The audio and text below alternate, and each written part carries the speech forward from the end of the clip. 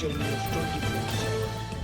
लेखा परीक्षा एवं लेखा पेंशनर एसोसिएशन ने बुधवार को शिमला में एक बैठक का आयोजन किया, जिसमें पेंशनर के ज्वलंत मुद्दों के बारे में चर्चा की गई। लेखा पेंशनर एसोसिएशन के महासचिव जगमोहन ठाकुर ने कहा कि केंद्र सरकार कर्मचारी और पेंशनर विरोधी है। उन्होंने कहा कि केंद्र सरकार ने कोविड काल में सरकारी कर्मचारियों की 3 डीए इंस्टॉलमेंट को फ्रीज किया और 11% डीए का 18 महीने का एरियर 36,000 करोड़ है, जिसे विड्रॉ किया जाए। उन्होंने कहा कि केंद्र सरकार का कहना है कि भारत की आर्थिक स्थिति काफी अच्छी है, लेकिन सच तो ये है कि भारत की अर्थव्यवस्था संकट में है और जो सरकार के पास कोविड काल का हमारा बकाया है उसे वापस किया जाए। उन्होंने कहा कि केंद्र सरकार एंटी एम्प्लॉय और एंटी पेंशनर है, जिसे वे सपोर्ट नहीं करेंगे। तो प्रेजेंट सिनेरियो चल रहा है गवर्नमेंट ऑफ इंडिया का, वो टोटली एंटी पेंशनर है। आपको मैं बताना चाहता हूँ जो ज्वलंत इशू है, जो प्राइस राइज के बेस पे डीएनएस रिलीफ पेंशनर्स को मिलता है और डीए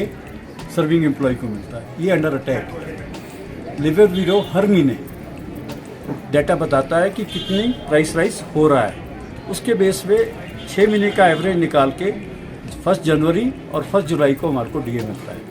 लेबर ब्यूरो की साइट में हर महीने ये डाटा अपलोड होता था।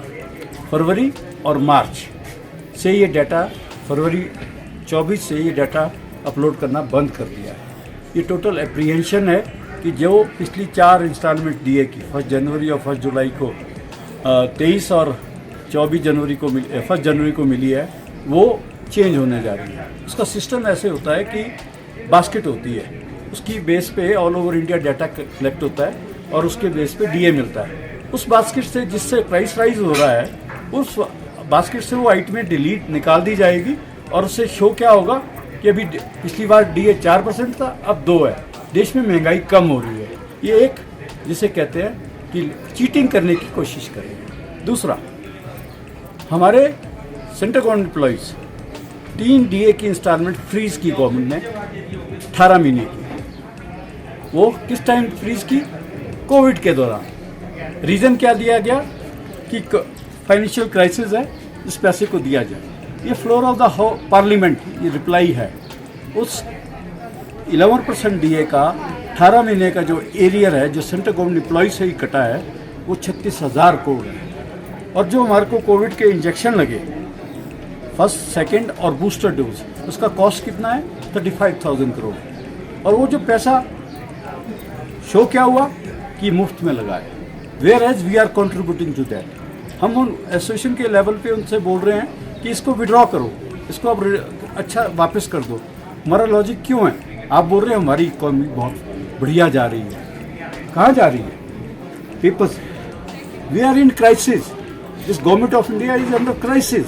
दे are not ready to pay our money which we have paid and help them in at the time of crisis. Third, senior citizen, gents 40 years, ladies 50 years. Railway में concession मिलता था। क्या concession मिलता था? 40% senior citizen को railway में travel में concession, ladies को 50%। That was withdrawn eight the time of Covid. और उससे गवर्नमेंट ने जब ये सेव स्टार्ट हुआ, सिर्फ 2200 करोड़ सेव कर रहे हैं और वो उसको रिस्टोर नहीं कर रहे। कहाँ ये बातें कर रहे हैं कि our economy is growing fast. Present government जो है टोटली एंटी पेंशनर है। ये हमारी मीटिंग में डिसाइड हुआ है कि एंटी पेंशनर गवर्नमेंट को will not support. Himachal news 24/7 के लिए शिमला से सपना शर्मा की रिपोर्ट।